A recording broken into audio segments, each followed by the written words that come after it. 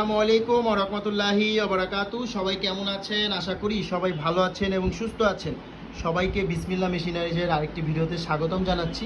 আপনারা এখানে দেখছেন মুরগির ঠোঁট কাটার মেশিন, ডেবেকার মেশিন চেক করা হচ্ছে। দেখতে পাচ্ছেন একেবারে কিভাবে যে ব্লেডটি গরম হয়ে গিয়েছে, কারেন্টের মধ্যে দিয়েছি এবং চারের মধ্যে হিট দিয়েছি এবং এটি একটি ফ্যান সহ মেশিন। দেখতে পাচ্ছেন পিছন দিকে যে ফ্যানটি ঘুরছে, দেখতে পাচ্ছেন এই ফ্যানটি ঘুরছে।